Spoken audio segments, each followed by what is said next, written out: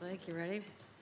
All right, good afternoon. Thank you all for staying. I know you all have deadlines, so if you all want to leave right now and take care of what you have to file about how great the budget was, I understand. No takers? Okay. Any questions? All right, let's start with Jimmy.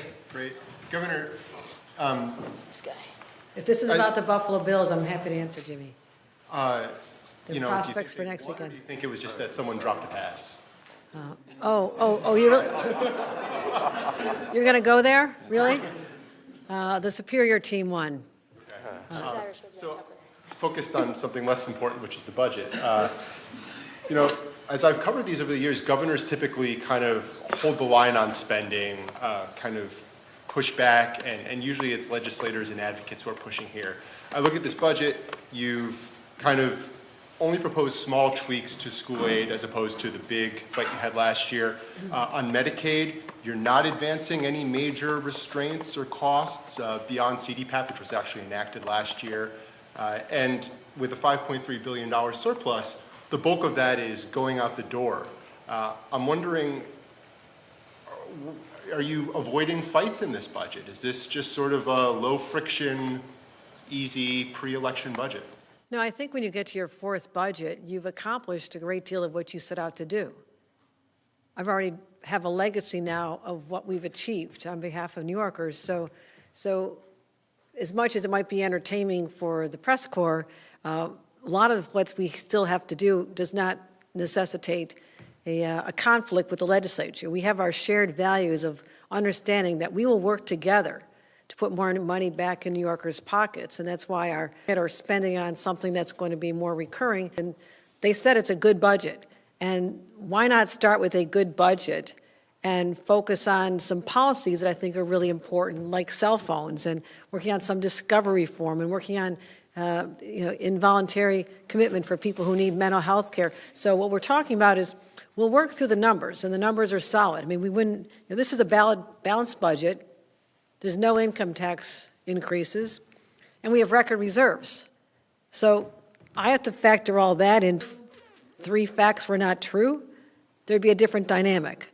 But we have benefited from a better, healthier economic forecast, but also, the tax receipts are up from Wall Street, which is something we pay attention to. A year ago, we had a different picture. 3 years ago, we were looking at the possibility of a recession.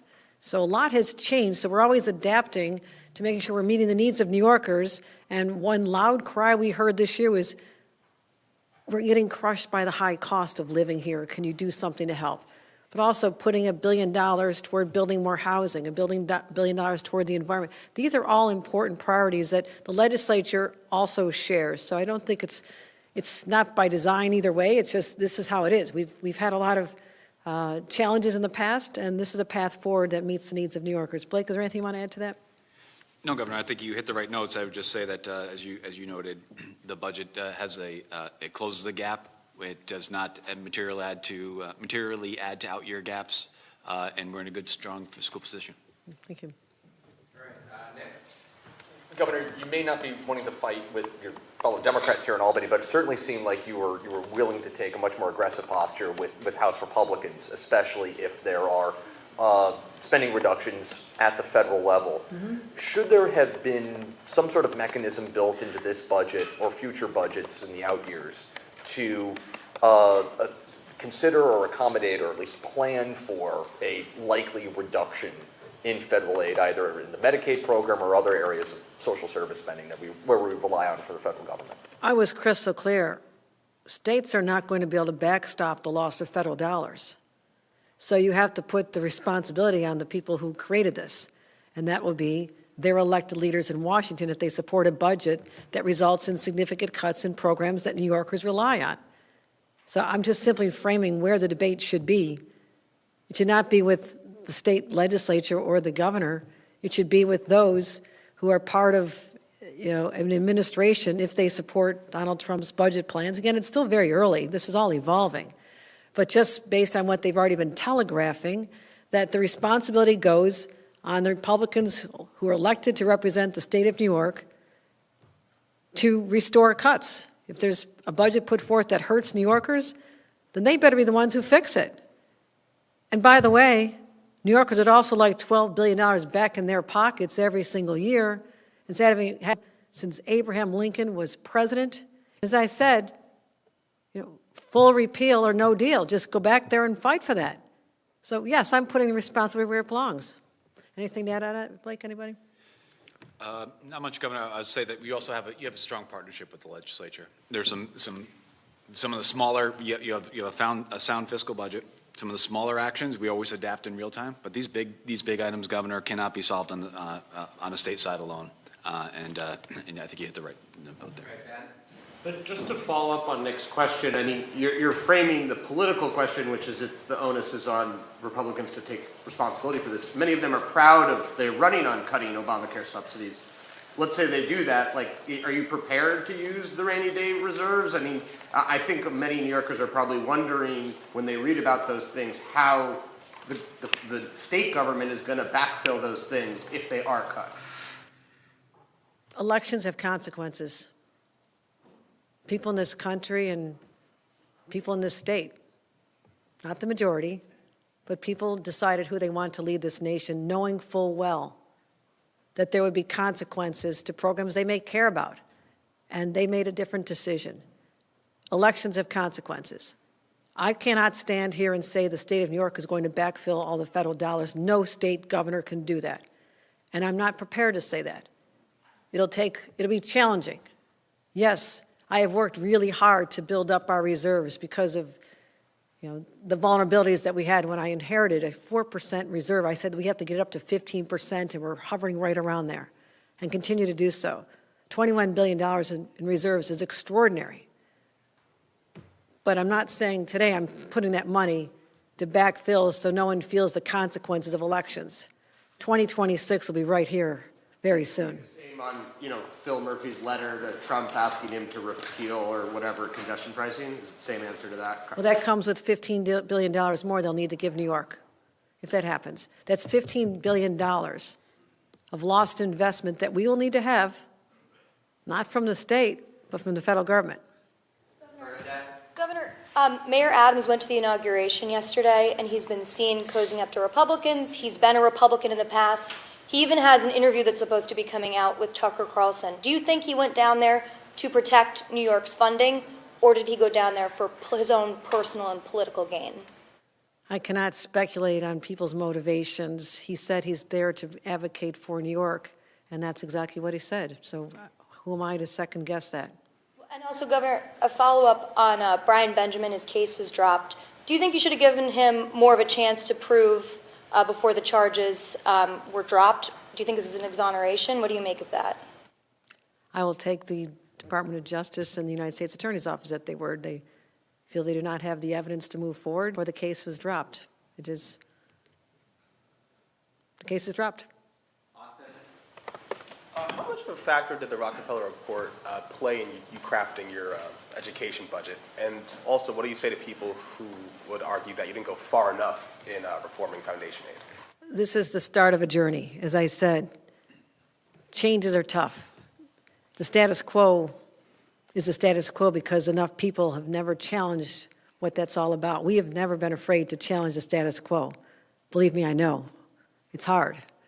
And what we began last year was a process to use the right data. I mean, for anyone to think that we're using 20-year-old or 25-year-old data related to poverty and census as determining where the money should go in 2026, 2025, that was wrong. So what we did is we took information from them to talk about what the right metrics are to be studying for that. So that was an important contribution from that.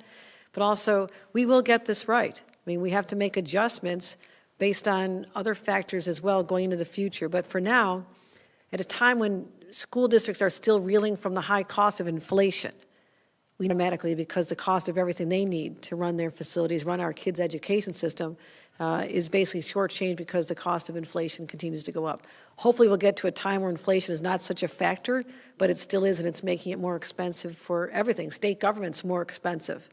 We didn't even talk about that as one of our cost drivers. Our costs are up.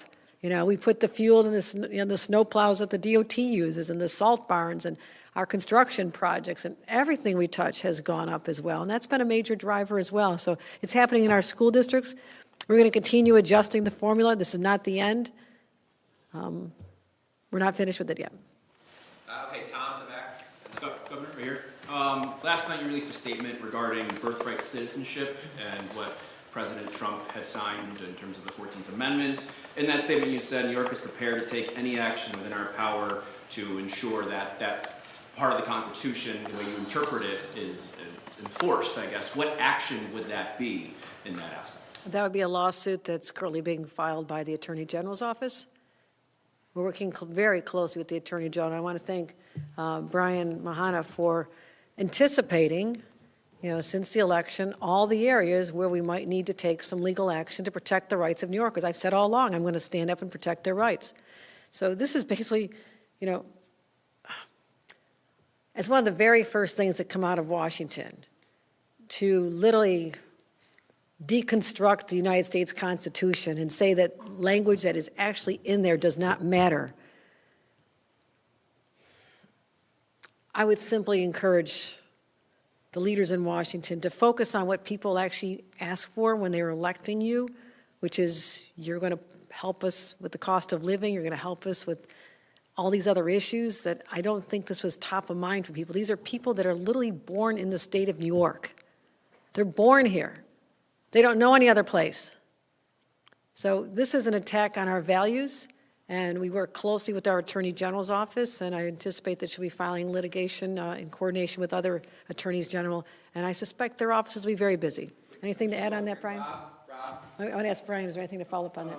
Yeah, I mean, the president and his team have been signaling for some time that they were going to take aim at birthright citizenship, and so as part of the Empire State Freedom Initiative, we've been working with the AG's office on this issue for some time, and in particular, the Department of Health and the Office of Children and Family Services have helped provide data and information to help support the Attorney General's lawsuit. Would you go beyond the lawsuit to keep these individuals from being deported? Well, Law enforcement, something of that aspect? we're just reviewing scores of executive orders. My understanding that this one goes into effect 30 days. So it's prospective. I don't believe it envisions removing people who are 50-year-old individuals who happen to be born here from parents from another country. So again, it's really too early to say anything other than, litigation is our first defense against this, and this is not in line with New York values. We're going to take steps we need to take to protect people born in our state. They're New Yorkers. The city of Buffalo is facing a $17 million deficit projected for the first quarter. What's in your budget and going forward? What's your plan to address that shortfall? As a city of Buffalo taxpayer, I also know that we're looking at their tax structure as well to help them get to a place where other cities are who are more financially viable. They have the lowest tax rate in the state, and I know that when they go forward, they'll also be looking at how they can make themselves more independent of needing state dollars for their basic operating. But Blake, do we have anything contemplated in this other than? There's a continuation of last year's one-time AIM increase for municipal governments. The city of Buffalo would get a renewed $5 million for that purpose. There's also, I would just say that to the extent that there's housing initiatives or things that they would otherwise be spending their own resources on for shovel-ready sites, and we have a bunch of different policies in the executive budget that help to meet municipalities' needs. Again, shovel-ready sites, child care, development centers. Doesn't really, we have is the $5 million in AIM. So if you're the city of Buffalo, what should you be excited about in this budget specifically for Buffalo and Western New York? You'll be excited that your residents are going to get $5,000 back in their pockets if they have a family and a few young children. So this is a broad-based affordability agenda. We're also going to continue the investments in law enforcement, as I saw so wonderfully demonstrated a short time ago. Those investments that are going toward everything, using all kinds of technologies to solve crimes, whether it's and unmanned aerial systems, whether it's the license plate readers. So I will continue supporting the city of Buffalo's law enforcement efforts significantly. We're also going to continue working and building more supportive housing. I drove past the former Perry Street projects. This is an extraordinary project with primarily state dollars that has taken what was a wasteland of abandoned projects built in the 60s and turning it into beautiful homes. So you'll see major investments in homes. Our initiatives with Kaleida Hospital, we just announced money over at Roswell, a significant portion of money going for their cell and gene therapy unit. So I can't say the city of Buffalo, here's a chunk of money, but we can break out for you the money we have spent and will continue to spend in the city of Buffalo for really transformative projects. Okay, Alex. Governor, you talk about border security in your budget this year. You want to put more state troopers on the border. You want to expand to license plate readers.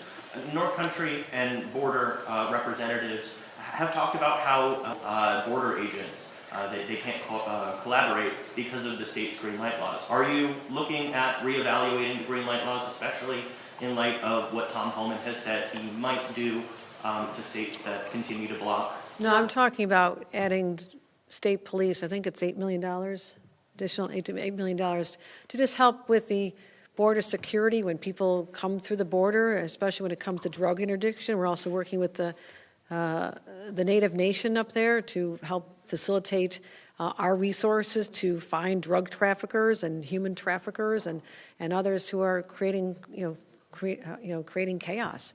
And we also, this is not about letting people committing crimes get away with it. Our policy now and will always be that people who commit crimes will go through the criminal justice system, and at the end of it, if they're convicted, they'll be deported.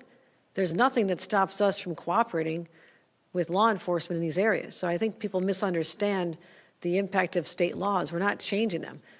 Commissioner Bray, do you want to add anything on this? Yeah, absolutely. So we already coordinate with law enforcement, between state law enforcement and Border Patrol along the northern border. There's tremendous amounts of coordination, and that includes coordination around any time there's a criminal warrant out.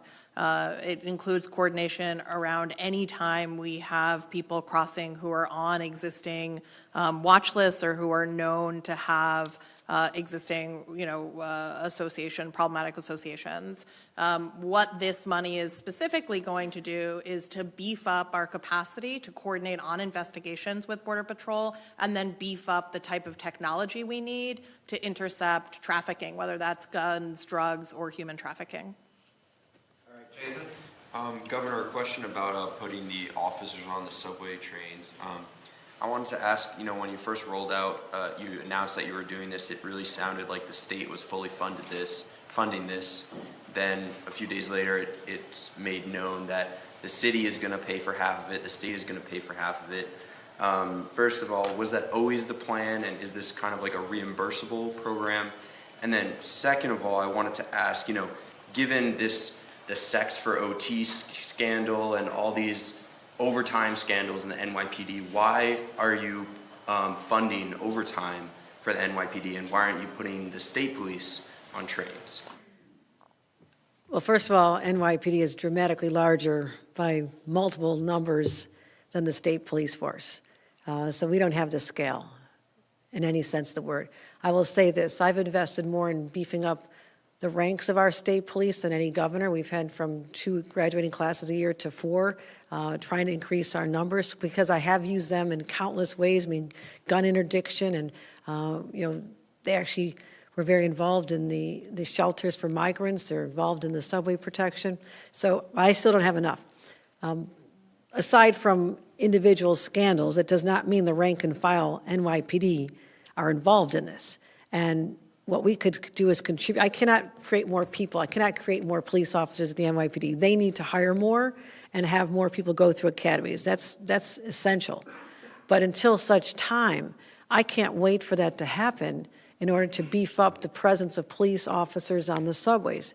So we are picking up the overtime costs for these individuals, approximately $77 million to get us through this next budget, and then we'll pick up more after that. So this was just to get us in, get it started. with no further delays, and I believe, maybe the Commissioner knows, this is a reimbursable program based on what voices for the time that they spent working, and then we reimburse her. Catherine? Do you want to- That's absolutely on the letter lines. And this is where you want to be using overtime, so that you can flex up and down. So there are appropriate places for overtime in a uniform agency. This is one of them. Was the plan always to split it 50-50, or was that decided after your announcement? I wasn't negotiating the details of this. I said I want police on the subways figured out. Someone wants to amplify that. I said, we're not talking about, we're just doing it. They need the money, put the money there now. Let's get us through this next budget. We'll see how this is working. But let me point out the success of what we've done in the past. Last January, after seeing a decline in subway crimes in the fall, which we were proud of after we put more police and cameras and our SOS teams to help those who are homeless, for some reason last January we saw about a 29% spike. I'm off a little bit, maybe 28% spike in crimes on the subway last January. And that's when I sat down with the mayor, the commissioner of police, and everybody. We sat in a room with my team of experts and said, what do we need here?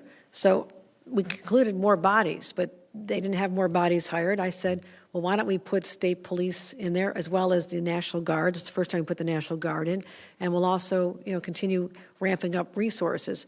But we also know that at this time, we have this. I want to do even more, so that means we have to pay the overtime. So it's just part of an overall strategy that I believe will start having an impact. Again, we know the vulnerabilities of the subway during certain times of the year as well. It just makes sense. There's more people with challenges, our homeless population, people with mental health challenges, riding on the subways when the weather's really cold, like right now. This dissipates when the weather breaks. So you don't need as many police officers on the subway trains, et cetera, probably later spring, early summer. So then as our Director of State Operations said, we can make adjustments. These are not hiring people that we may not need later. Flexibility comes from having overtime payments that will reimburse to ensure that they're being accurately calculated. Anything else, Commissioner? No, ma'am. Catherine? No, that's correct, ma'am. Governor, the new president is taking a very hands-off approach to the tech sector. I was curious, with him returning to the White House, to what extent, if any, are you kind of rethinking how the state ought to approach regulating AI, particularly when it comes to algorithmic bias? Well, you know what we did with the students and the children. And my view is that we have to do something to protect the most vulnerable population, which is under 18-year-olds. The young people are being bombarded all day long with addictive algorithms that they do not request, but also creating this sense of anxiety that has just been amplified so many times over, which is one of the genesis of our decision to go after cell phones in schools. So we'll continue working on this. I do think that if there is to be overall regulation of AI, the federal government is the place to do it, and time will tell whether or not there is any change in the administration. I've not heard any prioritization of this in the Trump administration thus far, but we'll see what happens. Anything else on that? I would just add that we are looking to do some more in this particular budget, particularly around child porn, on images created with children's pictures. Is the companion app legislation still in there? I didn't see it in the budget book, but it was in the state budget book. The companion? Oh, yes. Right, so we have a proposal in this budget, in the state and in this budget, to make it so that if an AI companion, if an individual starts talking about self-harm, they're connected immediately. They're disconnected from the AI and connected immediately to real help. Obviously, we've seen are driven to take their own life because of the relationship. But to return to the original question, Governor, it sounds like you have not rethought your approach to AI with Trump back. No, I'm not rethinking a lot of things with him in office. We're just carrying on business in the state of New York, delivering best service we can for our constituents. And we'll deal with the challenges as they come. A challenge just came. We have litigation working with the Attorney General's office, and I think there'll be many more in the state of New York. It's the largest economies in the world. We have a lot of work to do. We're going to continue creating more AI jobs. My challenge is to create the power generation for that. Offshore wind is an important part of our strategy, so I would encourage people like the new EPA administrator, who knows what those jobs mean to Long Island, and if they're all of a sudden disappear, I think that's a question you might want to ask, like, what are you going to do to help your neighbors get their jobs that they were counting on? Because we're also counting on the generation of that power from offshore wind and other sources, so we can have a robust innovation economy that powers AI, powers Empire AI, powers all the jobs that are coming, as well as quantum computing, working with our companies like IBM. Just had a conversation with them recently about this, and semiconductors. So all this is happening, but we have to power it, and I hope the Trump administration understands that this is important to us and will not constrain important sources of power like offshore wind. Governor, with regards to the Medicaid spending, in the budget book, you talk about the fact that it's unsustainable growth. Is there a long-term plan as to how to create that, make that sustainable? And also, I also wanted to ask you about the CPAP transition. In the first week, DOH reported that there was only 5,000 people transitioned by PPL and did not confirm whether they were fully transitioned into the new program. Is there any sort of contingency plan if they need to extend beyond the April 1st deadline? I'll Catherine answer that, but on the first part, obviously we're always looking for ways to constrain growth. But we have a number of dynamics, and Blake outlined a few of them. One is that when people think about Medicaid, these are people in nursing homes. A significant amount of money spent on this is for your parents and grandparents and your neighbors' parents and grandparents in nursing homes. It is very expensive.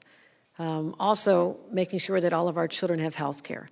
That is a basic human right, that little kids do not go without health care. We have a lot of children in need. This covers them. CDPAP has been a driver of this. Legislation put in place before my time allowed there to be sort of this Wild West attitude toward a program that had very little restraints, very little controls. And as a result, you see people took advantage of this, a program that went from $2.5 billion about 6 or 7 years ago, $9 billion. Our population didn't grow that much to justify this. So there's a lot of abuse out there. So when you talk about reining in costs, those are some of the areas we're going to, but also our hospital transformation programs that we're investing in is looking at hospitals that are having financial problems, are at risk of failure, and finding alliances where they can team up with another healthier hospital system and get them out of that trouble. And that's taking up an enormous amount of our time statewide, from Long Island up to Buffalo. There are so many facilities that are in need of this kind of help. And so, again, you solve for that. That's a driver of costs that over some time will continue to go down. The CDPAP reform should drive down the cost because we don't think the money she spent on these middlemen, that she spent on where the needs are. But also we have our Commission on the Future of Healthcare, which is directed to come up with recommendations on savings as well. Catherine, any? And Governor, you really did cover most of it. Clearly, like this is true of the entire country. The boomers are aging, and they are the primary users of Medicaid money is people over 65. But we do have in place both the Commission on the Future of Healthcare and working with all of our advocates to sort of stabilize our healthcare system coming out of COVID and make sure what we're paying for is actually providing quality care. And if I can add on, we do have a key investment in this budget, Governor. We have $45 million for waiting lists run through the area offices for the aging to help people in their own homes to not get on the Medicaid program in the first place, have some limited interventions, home-delivered meals, companionship. Those sort of smart, targeted investments are the ones that help to keep people in their homes off the Medicaid program, thriving in a community. But Governor, I think you hit the nail on the head. I think there are programs certainly as it relates to CDPAP, the abuses and the folks that took advantage of it. We're not talking about the consumers that took advantage of this, right? Of course We're not. talking about these shadowy corporations that would not exist but for the Medicaid program. 100% financed with state taxpayer dollars. And the transition with our deadline in April. We have some.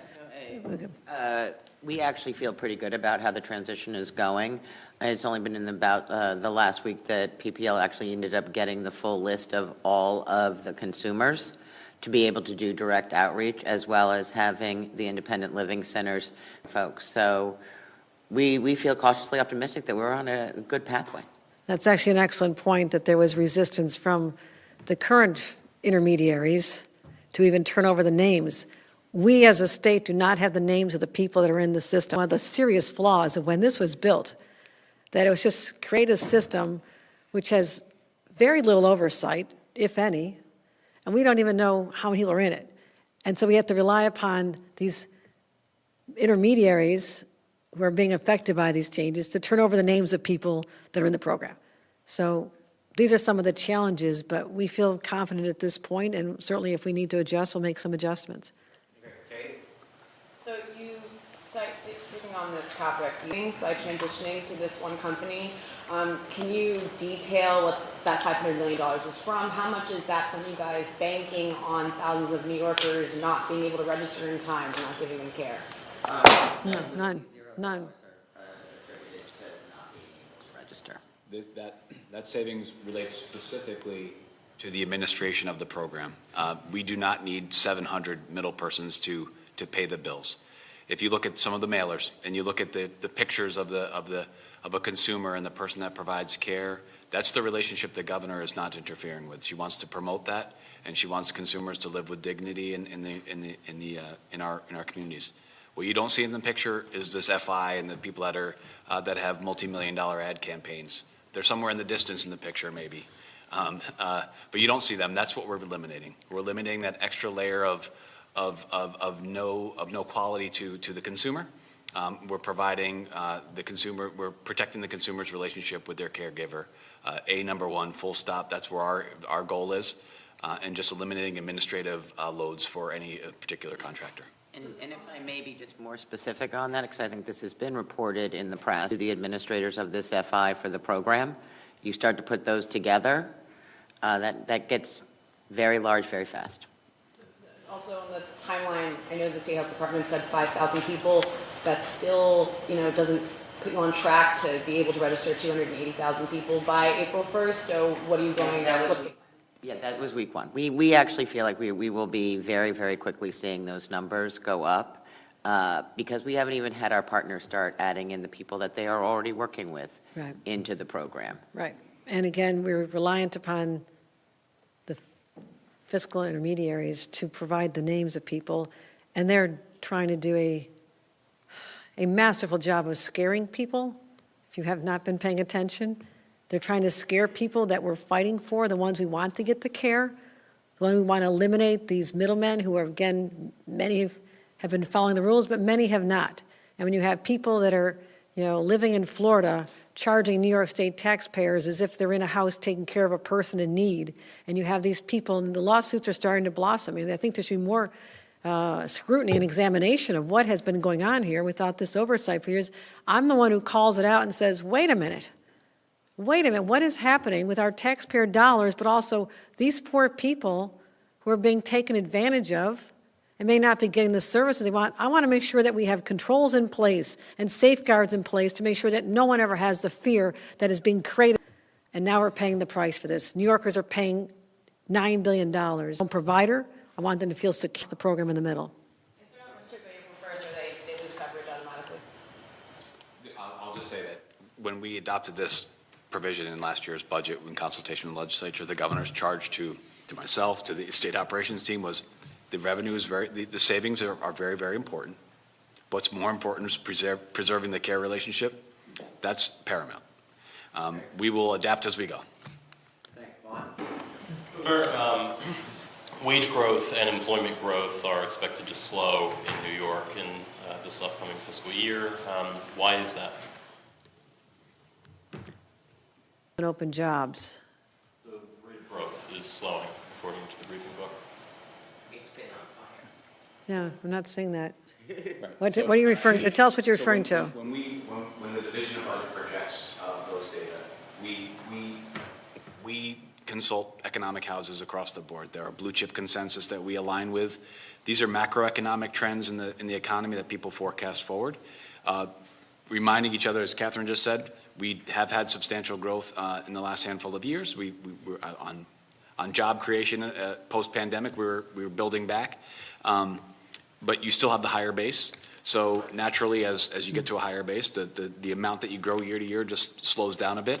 Obviously, I think even in that forecast, put an asterisk next to it with what might come, as we always qualify with risks, with with federal economic policy, monetary policy, that could also shift those data as well. But right now, we feel very confident of that level of growth. We use that to feed it through all of our models and how we project revenues for the state of New York. That's how we put together our financial plan. And the rating agencies? Yep.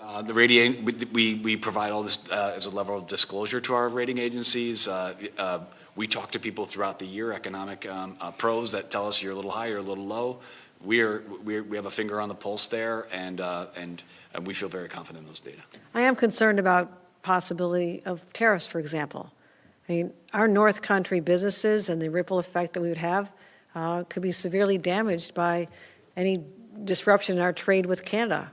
I mean, if you go to the northern border, and the northern border starts, Erie County has 4 border crossings. You go all the way on up to the North Country.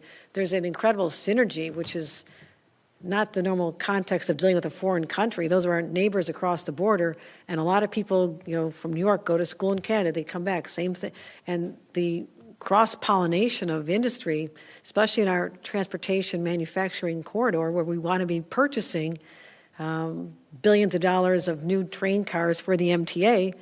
Those are expecting manufactured upstate, but some of them have been Canadian companies, and some of the supply chain comes in from Canada. So this is what we also have to calculate, and I want to be convening people who are very thoughtful in this space to help us project what some of the headwinds we should anticipate if that happens, but how we head them off. Is what is going to be required of us to be able to maintain the growth that's been on fire for a number of years. But as you're right, I think it's an excellent observation. You go so fast, of course you're going to level off because you just can't keep at that pace. But we have a lot of jobs in New York, 4.3% unemployment. When I was growing up, there was a 1 in front of that. It was at least 14.3%. So that's the world I come from. Great, all right, we got last one, Marie, and then everybody can ask Blake the rest of them later this afternoon. Yes, yeah, okay, got to get back to that, yeah. President Trump is again moving to withdraw from the Paris Climate Accords. Last time around, New York helped form the U.S. Climate Alliance, passed a landmark climate law. Your administration has faced some challenges in implementing that law, saying you aren't going to hit the 70% renewable target. You've delayed implementation of the cap and invest regulations that would help achieve those goals. And invest, or are you too concerned about the upfront costs to New Yorkers?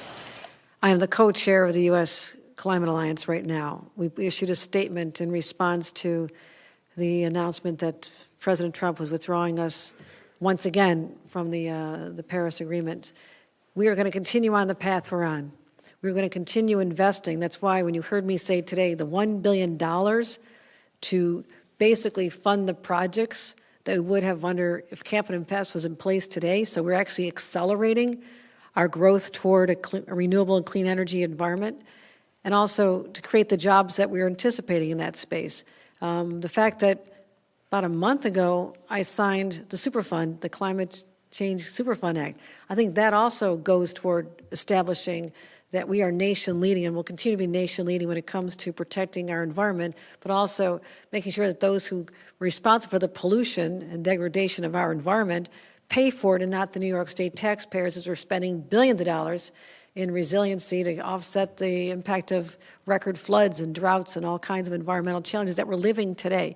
So nothing can be read or interpreted as me pulling back from our commitments, because you're hearing here today in this budget, $1 billion that was not there. It's the largest investment in protecting our environment ever in state's history. So we understand our responsibility. We're going to continue leading, and I'll continue working with other states to chart that path forward. All right, thanks, everybody.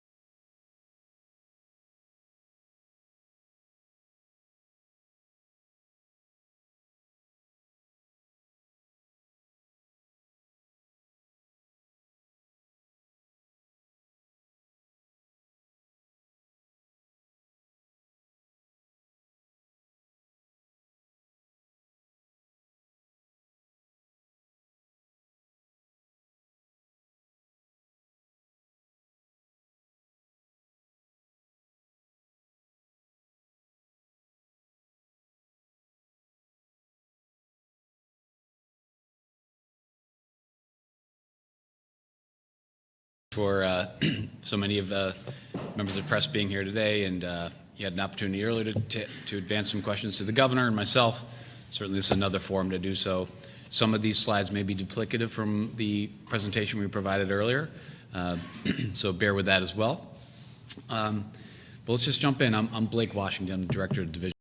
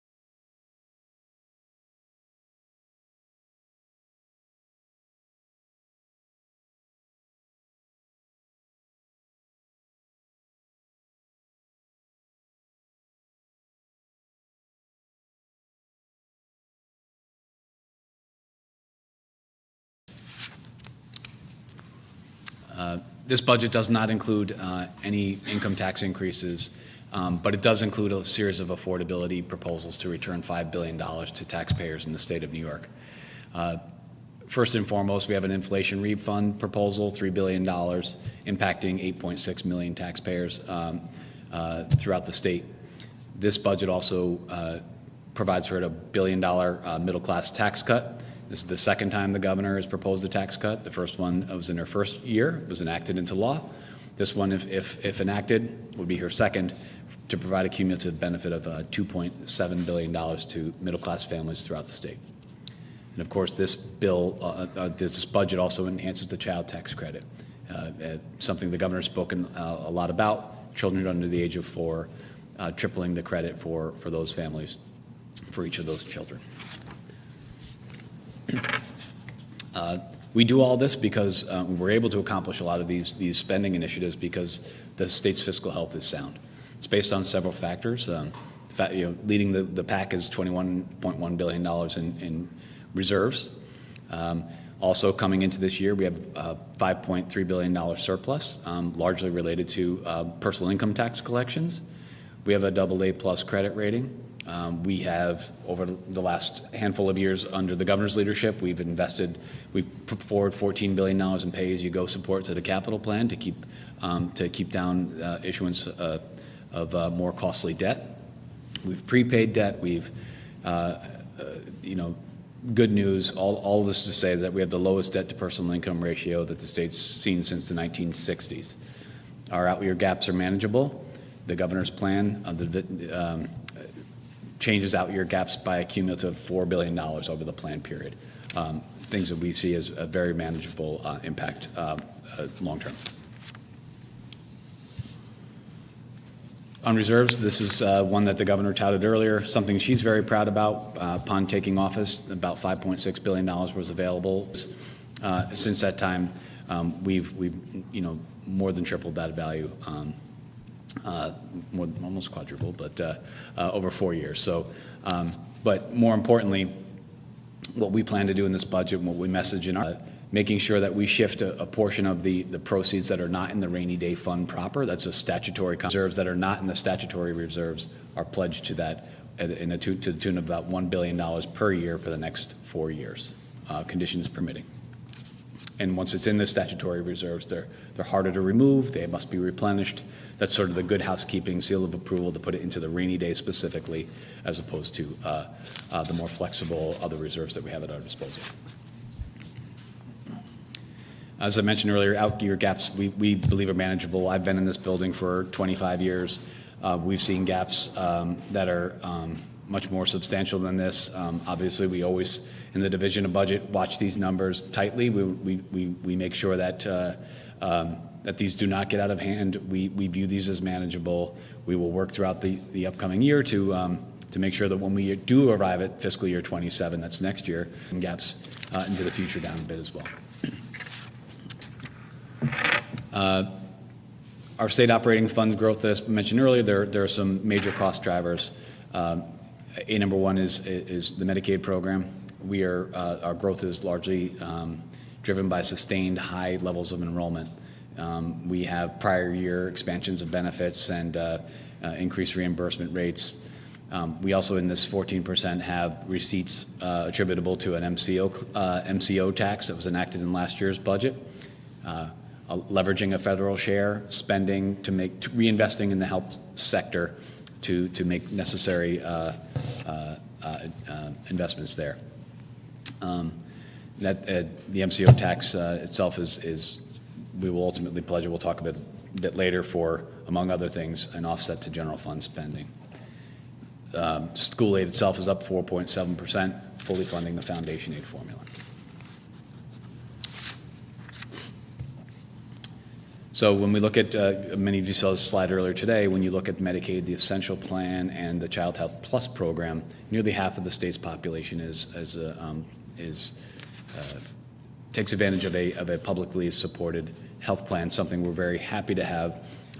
We want to have a healthy citizenry, but also when people are insured, when they present to hospitals or to clinics, that care does not go uncompensated. So it's important to have a robust level of insurance penetration in the state of New York between this and commercial.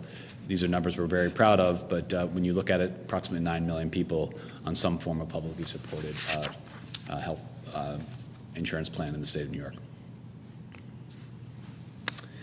Our plan is $35.4 billion, a $4.3 billion increase year over year, largely driven by high enrollment. I mentioned this earlier that post-pandemic, we have approximately 900,000 persons on the Medicaid program that were endemic.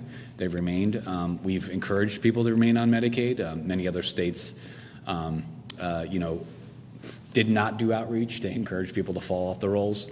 This governor said, let's keep people on because she believes that providing health care is essential to all in all parts of the state. Some of the bigger cost drivers under the hood here would be, in addition to enrollment, sort of mainstream enrollment, we also have elevated enrollment in the managed long-term care program, increased spending in pharmacy, and if you were to take out of this number, the $4.3 billion, you would have basically an 11.5% growth year over year if you removed the impact of the MCO tax. The MCO tax or MCO assessment will generate $3.7 billion over 2 years. And what we're going to do on the state side is we're going to reinvest most of those dollars. As I said earlier, foremost, we're going to take an offset to state spending and to the amount of $500 million in the upcoming fiscal year and the following. Again, going back to the previous slide where we're spending over $4 billion year over year, we're going to use MCO tax revenues to use federal aid essentially to support the growth in the program. But we're also going to put resources towards hospitals and nursing homes. We are providing necessary rate adjustments for those sectors because it's not enough just to fuel the Medicaid growth. These institutions have cost pressures. They have inflationary pressures. So providing some level of state assistance to help them to meet those challenges of increased spending is exactly what this targeted investment would do.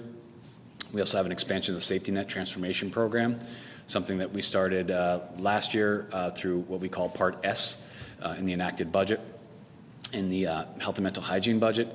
And this allows, it really just encourages strong systems to work with ones that are less so, to grow their ways out of the challenges that we're seeing so dramatically throughout the safety net platform in the state of New York, in all corners. We have issues certainly in the city that are well documented in the city of New York, but then you see a lot in our rural settings and in upstate cities for sure. So these funds help to incentivize better collaboration and ultimately drive down state costs for providing subsidies to keep the doors open when the costs are not aligned.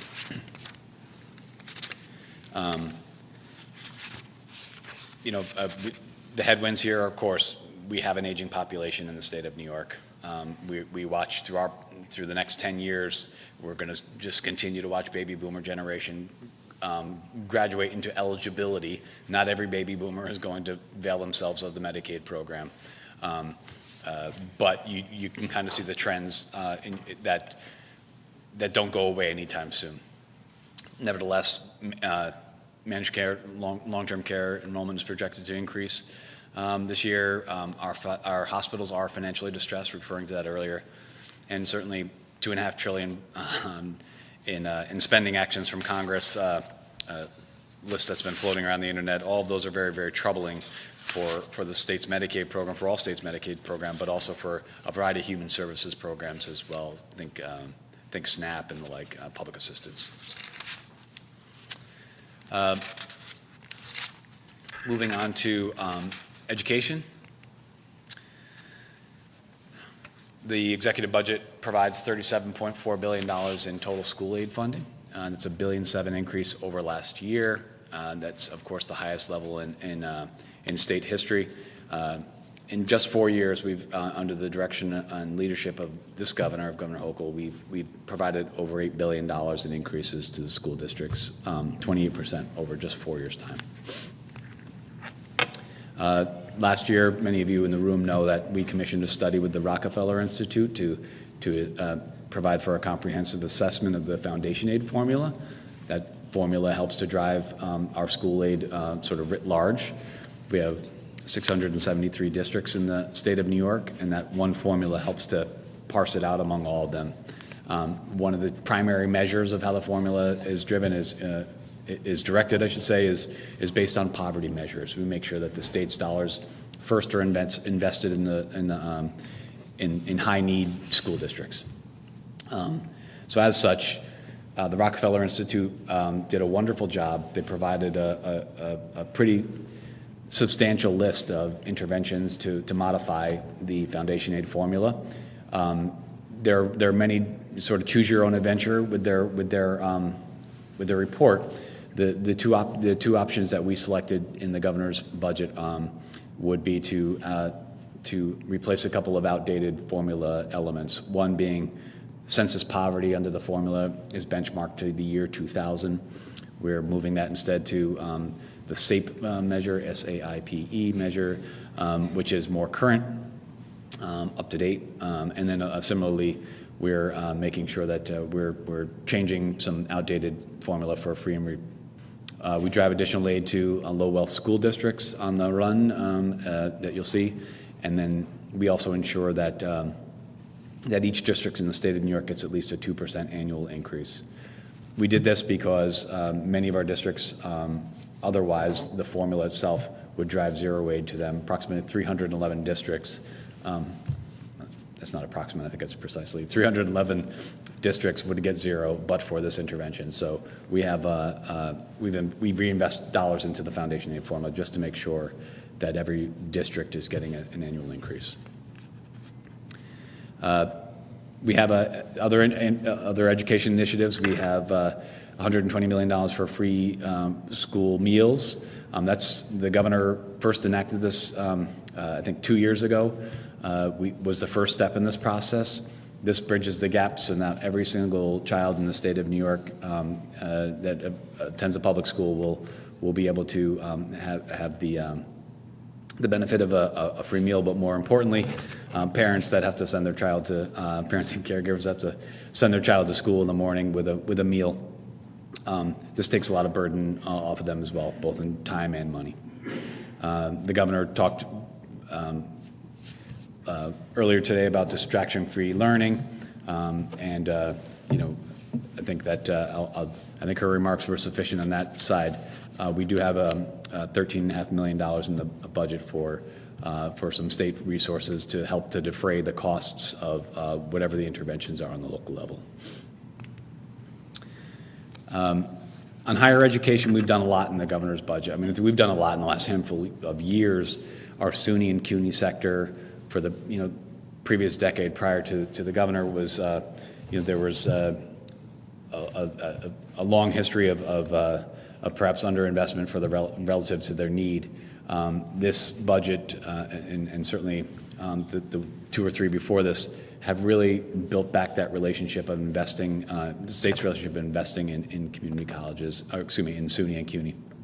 One of the big items that we have in SUNY and CUNY is we have the governor's initiative to provide for free community college in high demand occupations.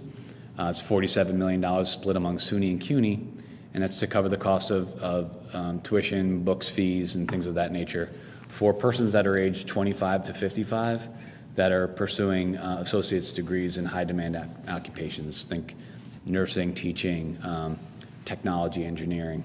Under those hoods, you think about engineering and technology. Engineering, what I think about is, certainly in upstate New York, having somebody going to a community college sector for trades and things of that nature. The other ones are pretty self-explanatory, but that's one that I'm excited about. That I know there's lots of young people that are eager to join that workforce. Obviously, the wages are high, and it's compelling and meaningful work. Obviously, I don't need to speak about what nursing and teaching jobs are. The importance of those are to the state of New York and technology, including $450 million for SUNY downstate. This is part of an agreement that we entered into with the legislature just last year, helping to build SUNY downstate into a world-class institution, one that serves the community well. And similarly, we provide $200 million for SUNY upstate, as they too are starting to figure out what their next act is. They have lots of, obviously there's a lot of activity in central New York now with Micron on the horizon, and SUNY upstate must be there to provide services to tens of thousands of people that arrive God willing, to the central New York. Once Micron is up and running, they need a world-class hospital as well. SUNY upstate is the only sort of trauma center in the region. It's absolutely essential there. So we have an investment as well for capital there. And then $310 million we have on the slide here is just general support for SUNY and CUNY. This is providing an amount for each in lieu of tuition increases. This is something 3 years ago that we entered into with the legislature. Rather than assessing tuition onto students, there was a strong sense from the governor and the legislative leaders 2 years ago to let's keep higher education, public higher education in the state of New York affordable. A lot of the private sector higher education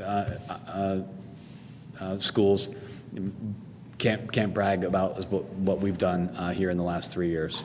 So this is the third year of $90 million in increments to SUNY and CUNY combined to defray the cost of what would have otherwise come from a tuition increase. So tuition is not contemplated in this governor's budget.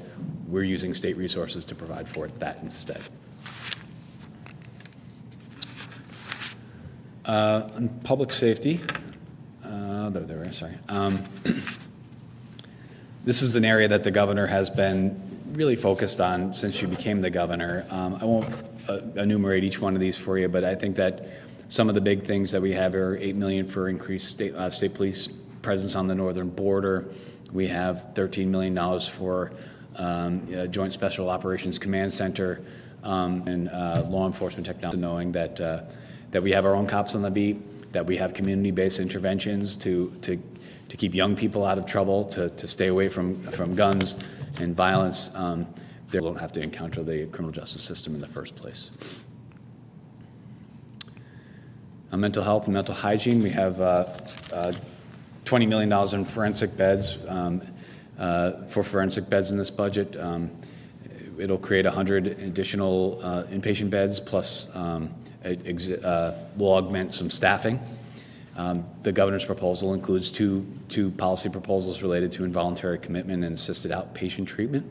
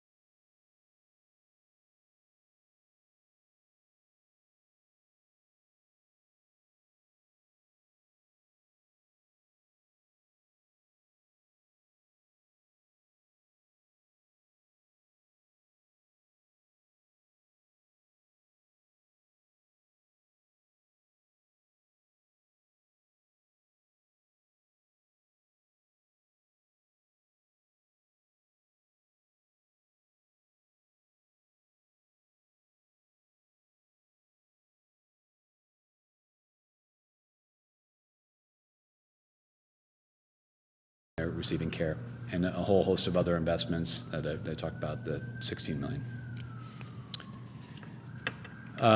On transportation, I think that this governor, you talked earlier before about how she's very intent just 2 years ago to save the MTA from their operating plan challenges. We worked with the legislature to do just that. We shored up their budget into the long term.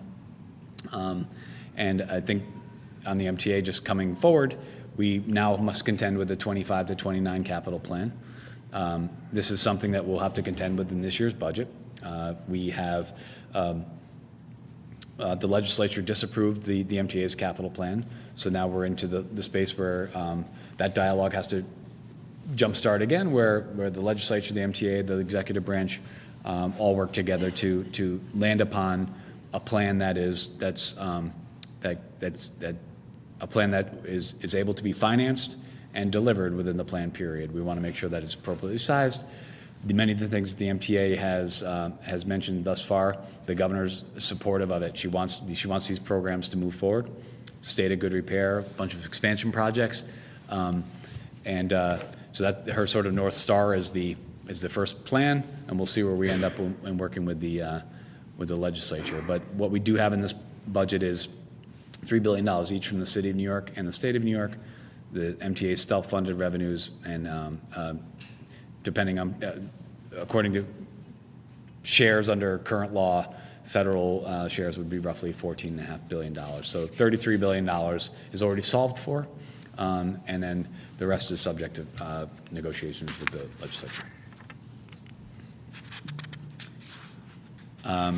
And obviously, the governor mentioned this before. You can't, we don't talk when we talk about transportation. We don't stop at the MTA. We also we talk about the DOT in the executive budget that will $800 million of it will be pledged to the core program, helping to shore up projects, making sure they start timely, they don't get any more costly, and that we deliver the projects accordingly. So we have $1 billion in the plan. $800 is for the core, $100 million systems. On energy environment, the big noteworthy piece here is that we have $1 billion clean energy investment ever done on the state side for this purpose. Very excited to deliver projects for that investment. But we don't want to lose sight that there's a whole host of other things that we've been doing. $500 million for clean water and the EPF and providing for the Superfund program, capital S Superfund, the original Superfund for hazardous waste remediation. Of course, we also support our state agencies decarbonizing and greening, and we have some additional resources in for our state canals, which I had the pleasure of touring in the fall a lot, and there's lots of work that needs to be done to protect that infrastructure. Other investments, we're still working on our $25 billion affordable housing program. Our plan was to create 100,000 affordable homes, and I think I know we're halfway there. We also include $1 billion for the City of Yes Housing Opportunity Program, which it's we were happy to partner with the City Council and the Mayor to help to bring that across the finish line. Housing, since the governor's taken office, we've done, for those of you that have been around for a while, the first 3 years in particular, we've done so much where we have the most robust child care program that the state of New York has ever seen. We've doubled the child care subsidies, for example. And we've taken meaningful actions to improve affordability for young families. We've stabilized the industry itself.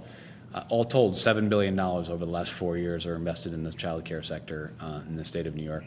This year's budget includes $110 million to build upon those investments for the construction and renovation of child care centers. 10 of it is for the smaller centers, 100 million are for the larger centers, maybe run by municipal governments or larger nonprofits.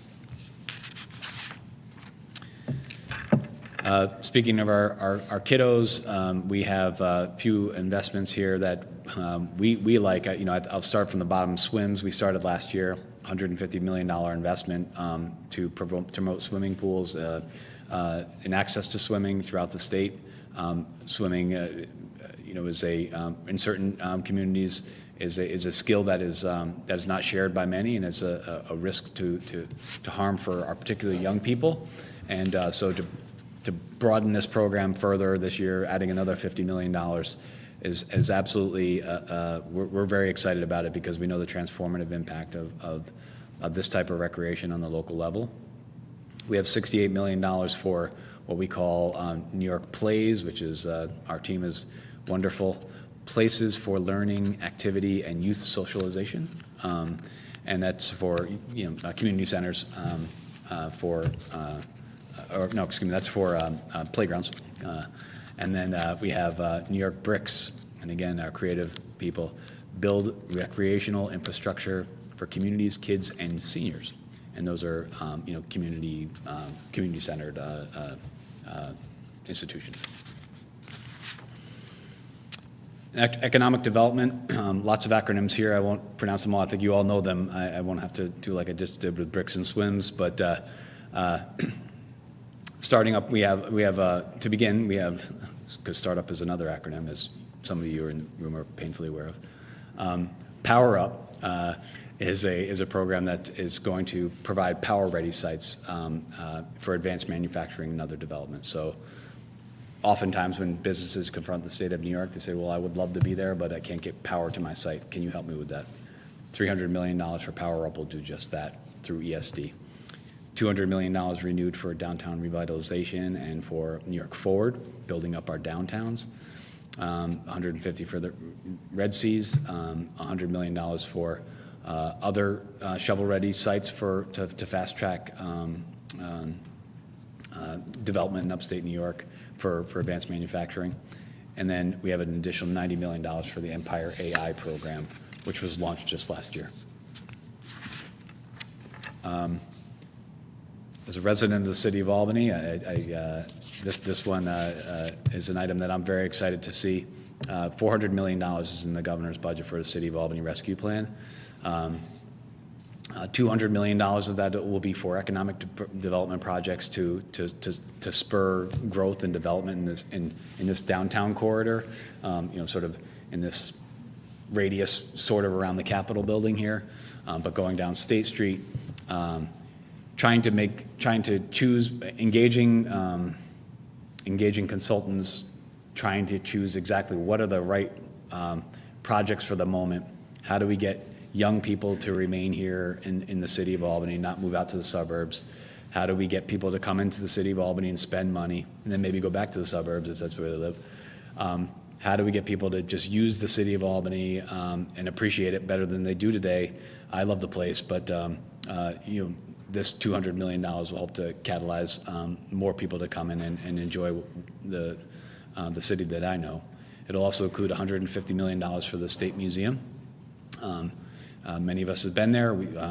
Renovating the State Museum into a world-class center where all of our children could enjoy the space is something that the governor is focused on. I think that it's long overdue.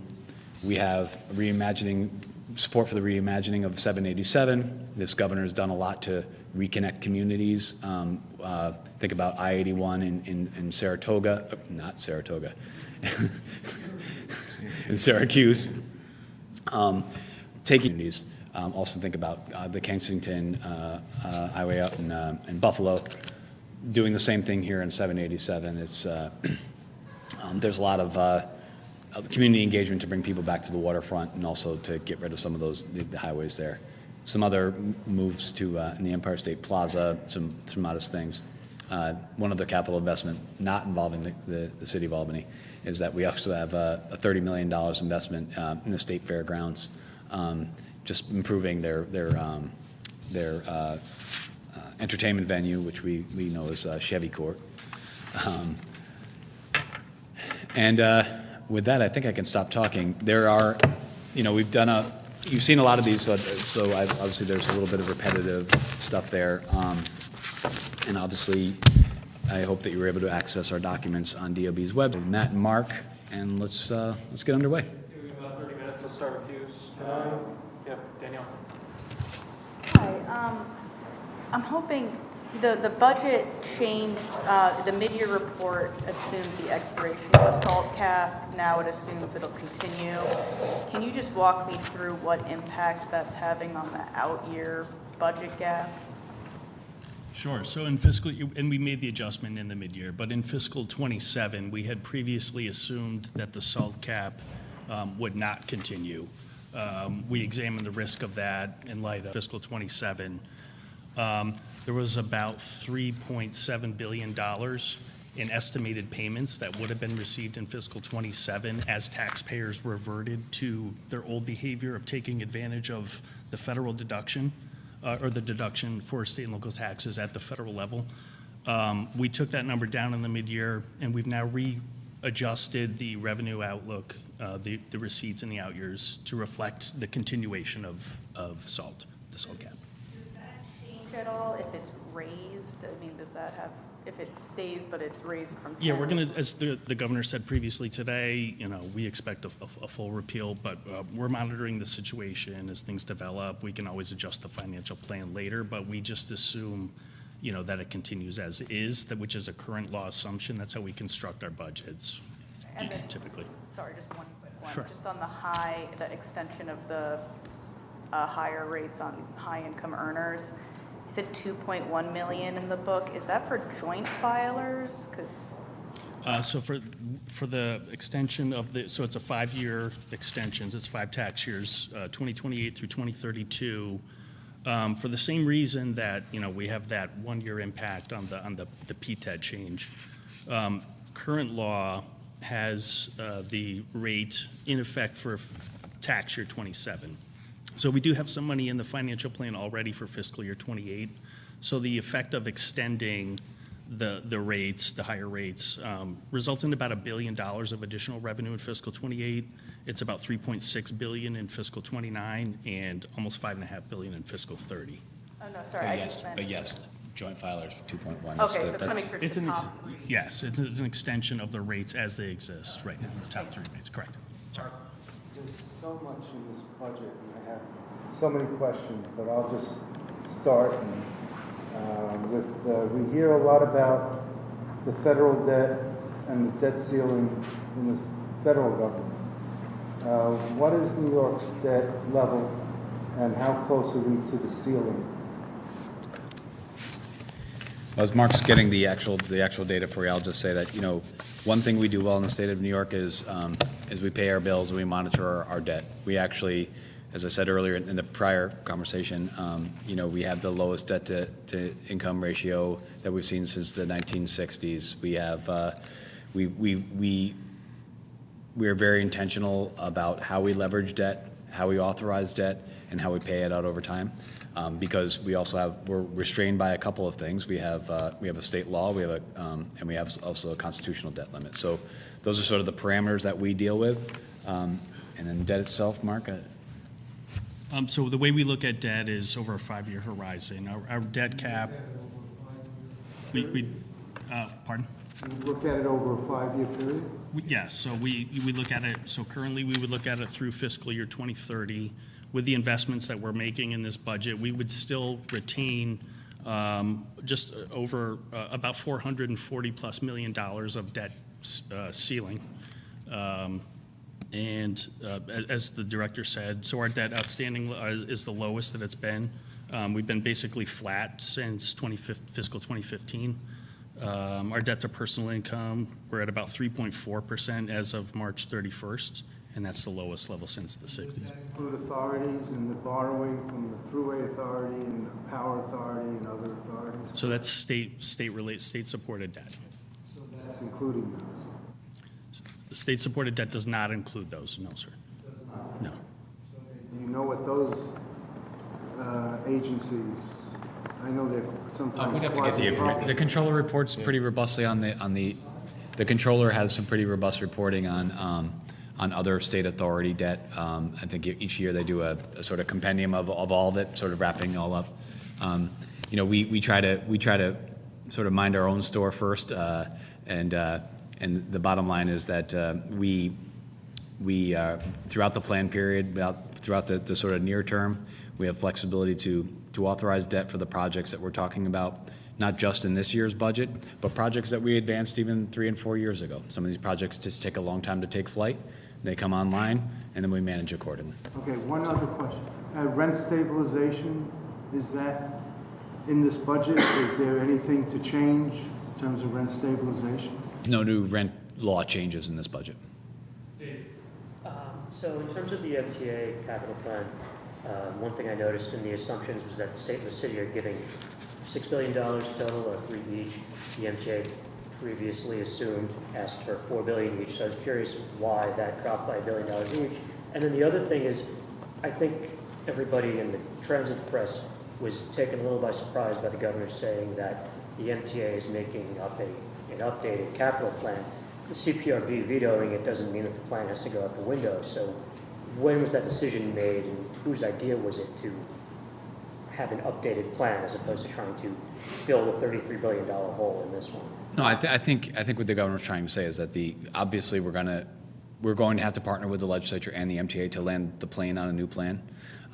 So obviously the agencies we're all going to have to sort of retool and reassess what we've done. And that's going to be part of this process in the next 3 months. So I don't think that, I don't know that the MTA itself is in the back rooms with a new plan to the legislature at this moment in time, but they obviously are professional people and they have to adapt to the realities before them. The realities are that the state legislature vetoed their first plan. So it's incumbent upon them to, as they've already done, they're doing the engagement and outreach with the legislature to say, well, if it's not this, what will it be? What works? How can we work through this? How can we problem solve on this jointly? So I think that's really what the governor's getting at, is that it's going to be a deliberative process. And in the interim, last plan that was enacted, the 24 plan, included a $3 billion commitment from both the state and the city. So it just preserves that same level and just puts it forward. To the extent that that has to be increased, it'll be part of the deliberations. You know, the MTA had said we're hoping for 12% of the plan, there's going to be $4 billion each from the city and state. If you saw the budget requests that I get from state agencies and what they think we have, every state agency asks for certain things. Every state agency, every public authority has a certain sort of, a certain set of expectations. We try to meet them the best we can. And so I think that as we move forward, we'll try to meet in the middle on all of this. The legislature has its own needs. Portion of our budget's one that the governor wants a successful resolution to. But they're going to look at the legislature naturally is going to look at the financial plan. They're going to say, well, if it's $3 billion here, can I plus it up another $1 billion, or do I really need that for something else? That's all part of the negotiation that we'll have to get on, once we get under the hood, we'll have to figure out. Rob? The 29% of hospitals that are considered financially distressed, can you address why that's the case? And also how they're expected to sort of claw their way back to solvency, either initiatives through this budget or future ones? Sure. I mean, so I think state commitments for financially distressed hospitals sort of ramped up pretty readily over time. Financially distressed is in sometimes in the eye of the beholder, but I think here in the state of New York we have a few things that operate against some of these hospitals. I think some hospitals that we're talking about have an aging physical plant. Some hospitals are next to a peer that's more strong than them, and people vote with their feet. Some hospitals have suffered, tremendously under COVID, and the business just hasn't come back. The preponderance, or the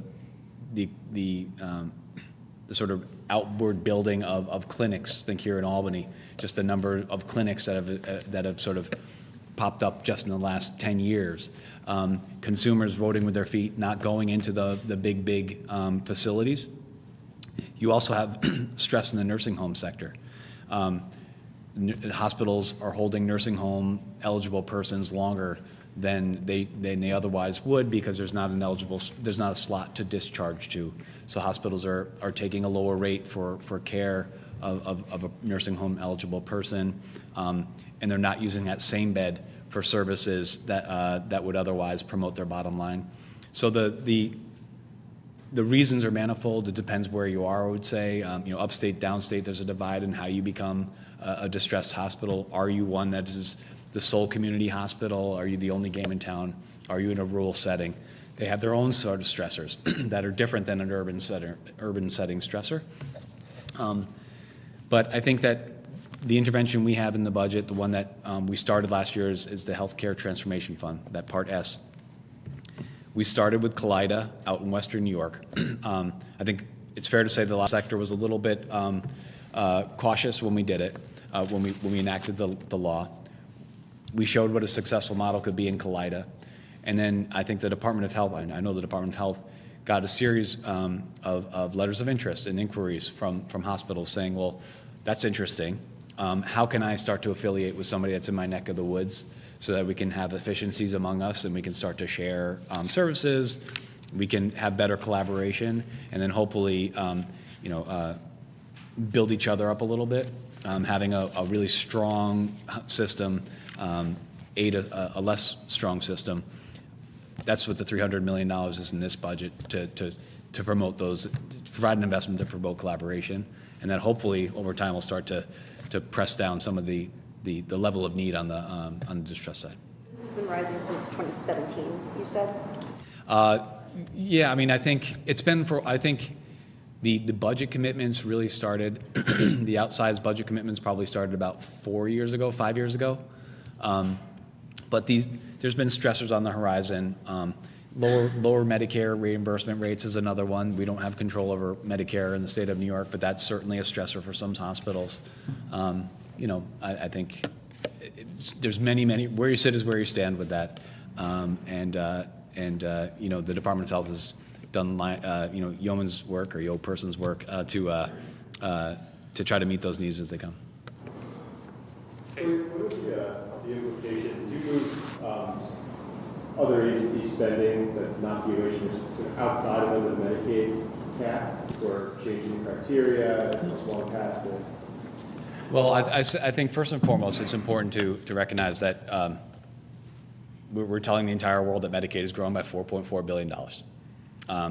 And so there's no obfuscating that. We're copping to it. Everybody sees the utilization in the Medicaid program. The bills are just the same. What we're trying to do with that action, it's largely an administrative one, is that you have the Medicaid cap. In the state of New York, we have a Medicaid global cap. Put into that cap is both Medicaid expenditures and DOH Medicaid expenditures specifically, but then there's other state agency expenditures that are also loaded in the cap. Think of some mental hygiene agencies specifically. Since we know that the Medicaid DOH Medicaid program is running hot, what we said was let's just better cost allocate. Let's get a more true measure of what DOH spending is relative to the cap.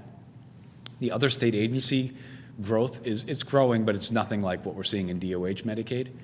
So really what we're trying to do with that transaction isn't to try to obfuscate or sort of like hide spending, but what we're trying to do is better attribute the spending to the relative agencies, and then the agency can see exactly what they're spending, and they can control costs in the O agency side. But then similarly, when we have a global cap that relates to DOH, we can actually then, prospectively have a more true measure, and we know identify the DOH spending, getting rid of some of the extraneous stuff, so that we can actually, we can better tailor spending around that particular set of services. And completely switching gears to some of the economic development initiatives, the new ones particularly. I'm wondering if you could talk, we've been doing the tax credits for a long time, and you're extending them again. Is that really worth the cost benefit? And then as a secondary question, can you talk a little bit about the Catalyst program? That's new, and what led to the idea of that? What was the second program you said? Oh, Catalyst. Yeah, I'll let Matt go to that. But I think the first one there was a report that came out last year on some of state economic development incentives. I think our most powerful tool is the Excelsior Jobs Program.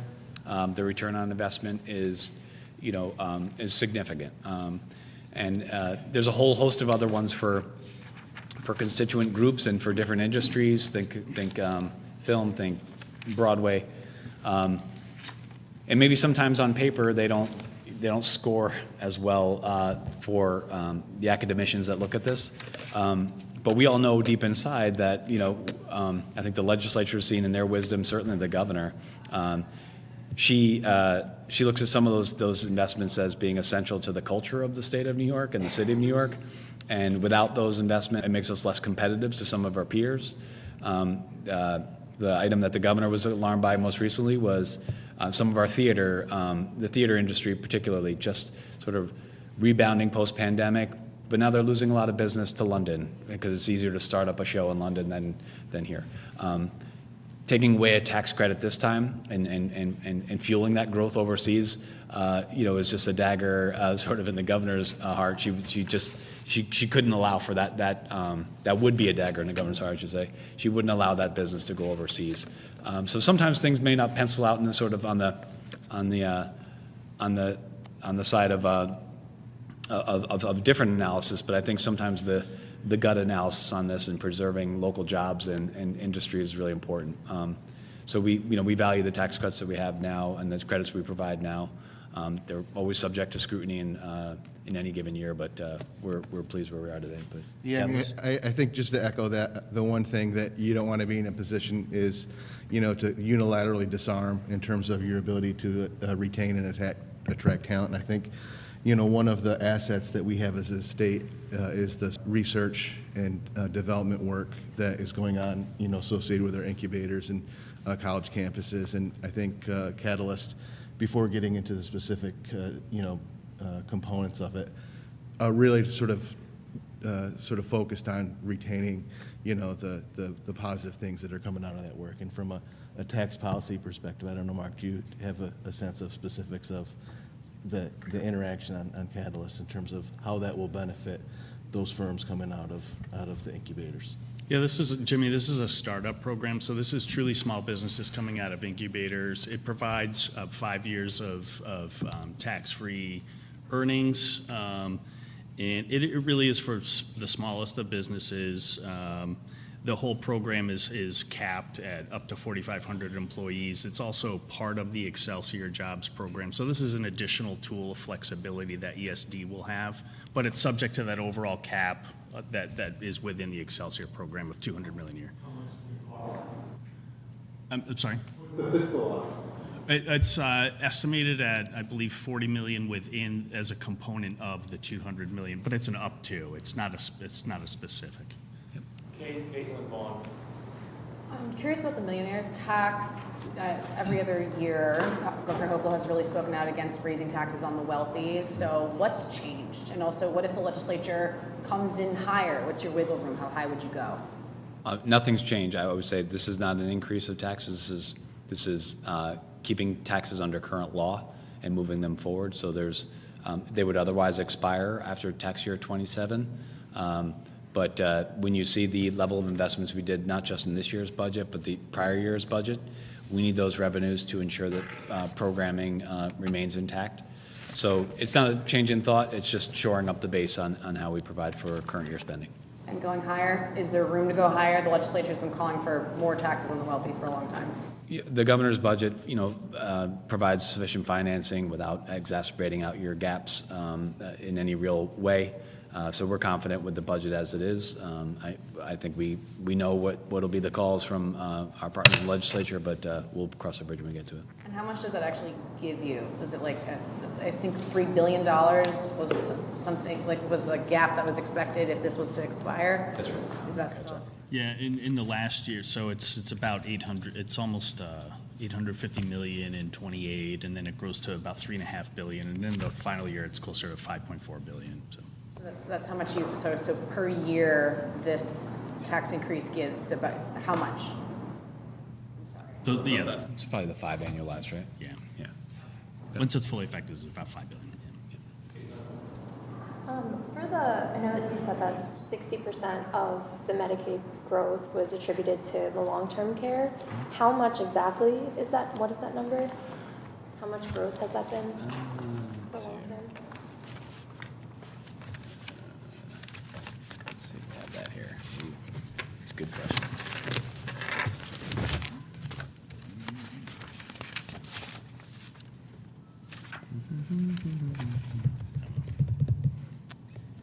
I would say I would have to phone a friend on that one, but we'll have to get back to you on that one. Is that okay?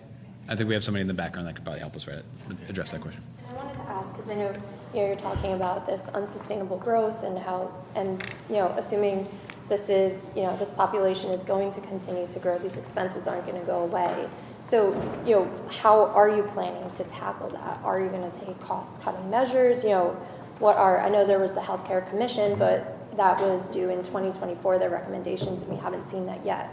So what is the plan going forward to tackle this population is going to continue to grow? I think, as the governor said earlier, if it's half your state that's availing themselves of the Medicaid program, it's very, very difficult to make adjustments in haste. And I think that we're certainly engaging, as I said previously, with all the associations to see if there's anything on the state side where we can alleviate their burden, so it gives them flexibility, and then sort of that having that cycle where we're not underfunding and then ultimately paying more, and sort of we want a more virtuous cycle where we see exactly see how we can alleviate some of their burdens, and then ultimately just drive down costs writ large. I think as of right now, we're monitoring the program. We have one big intervention on the books, and that's our CDPAP FI reform. Next year's budget has a $500 million fiscal, largely related to taking an administrative load out of the Medicaid program and reinvesting in many cases reinvesting it just on program growth instead. And I think that we're going to remain vigilant. We're gonna watch the Medicaid program, and we're going to and make sure that wherever there's opportunities to achieve savings without hurting consumers, without hurting workers, that's where we want to be. And so it's an iterative process. And then on the funding coming from the MCO tax, I know that's $500 million. that only lasts a certain amount of time. That's only 3 years that amount money is coming for. So, what's the plan after that to ensure that the organizations, agencies that are benefiting from this won't fall off a fiscal cliff? Well, the MCO action is a partnership with the federal government, and I think that even coming into it and enacting it with the legislature last year, we know that with any waiver, just like waivers is not a waiver, but it's any of those, any partnership with the federal government requires continuous dialogue and renegotiation, and that's exactly what we'll do. And if it's not the MCO tax next time, if there's a different iteration, if there's a different way of maybe a less complicated way to get a federal share and to have federal participation, the Department of Health is ready to engage on that at any time. Something real, I think, brief. Assembly Speaker Hastie has kind of said relatively casually when it comes to the MTA capital plan whole that back of the envelope, he needs $2 to $3 billion in a revenue stream to be able to bond out. Does that sound generally on par with what you think you would need as far as a revenue stream? It depends. I mean, I think there's a few things. I think first and foremost, in a perfect world, the federal government would contribute more. They chronically underfund transit for many, many, many years. I mean, that's, evergreen.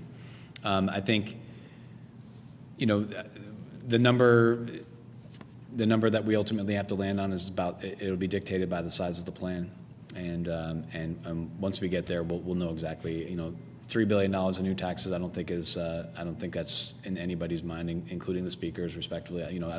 I think he's just sharing with you the frustration of not knowing how to fill a humongous gap, and knowing that just from the city region. And I think he's reflecting the fact that it's a big number to reconcile when you have statewide needs.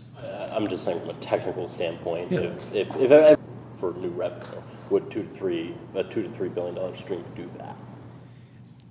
I don't know that you would need that much even under the capital plan, but all being said, his larger point is that there's a lot of needs in the state of New York.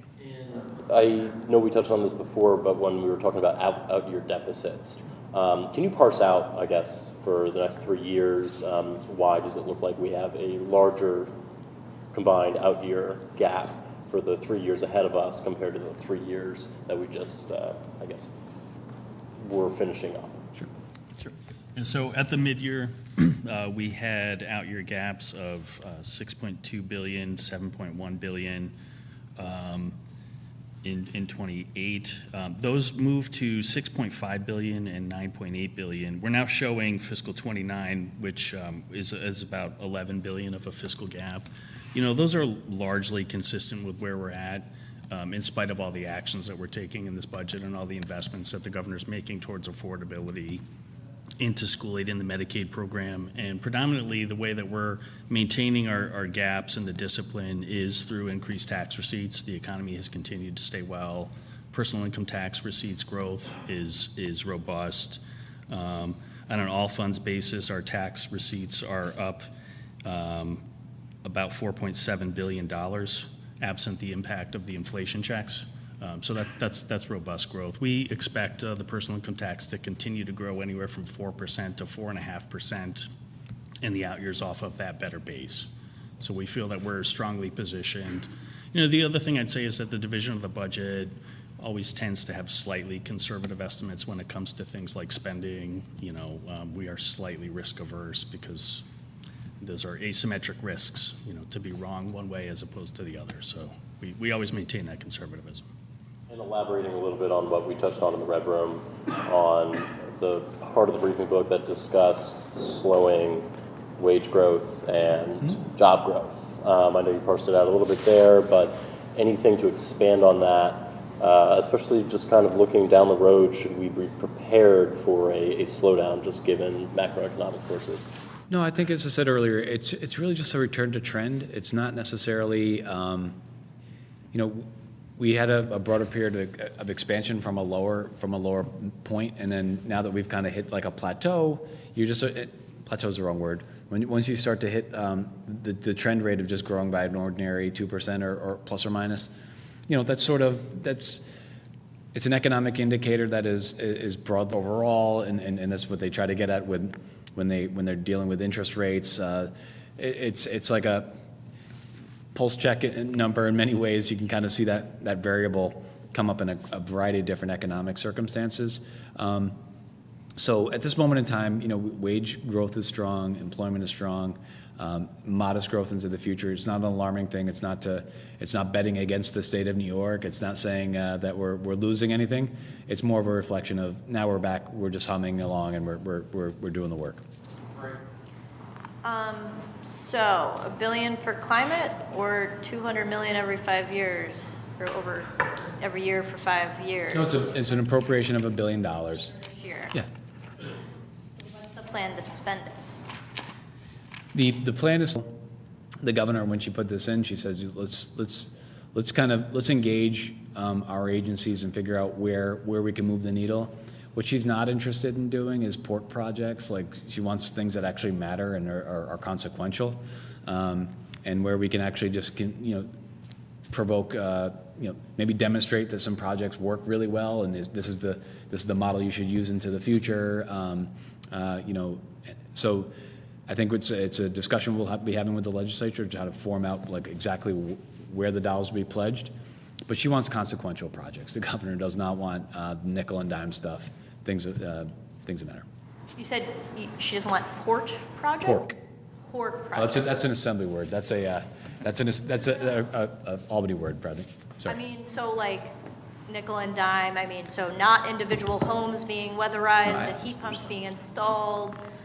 No, I think. More like high-ticket items like Empire State Plaza decarbonization, like what are we? No, everything you said is sort of fair game. When I say pork projects, it's a pejorative term here in Albany related to just like more localized, little meaning things. It's so forgive my flippancy, but I think what I'm getting at is that she wants projects that actually aid people and help people in the real world. Decarbonizing state properties is certainly one of the goals. Helping for individuals' homes, that was in the state of the state as well. I think it was enumerated as one of the benefits. But just I think really what we're getting at is like we're not really looking to make some zero-sum game. Well, you got a little bit. I think that we just have to come upon a project, a list of items that we can agree upon with the legislature to move the needle. So we want this resource to be used in the best possible way, in a good public policy way, and not a political one. Given how long it's taken to spend the Environmental Bond Act funding, is it really realistic to be able to spend $1 billion in 1 year? Well, the Bond Act, I think if you look at our bonding in the state of New York and the capacity in which we do it, we move heaven and earth the agencies move heaven and earth to get under contract. But there's any number of, you can look at any agency in the state of New York. You can look at the MTA, you can look at DEC, you can look at canals. There's protracted timelines for entering into a contract to start a capital project. These are never overnight. If you look at a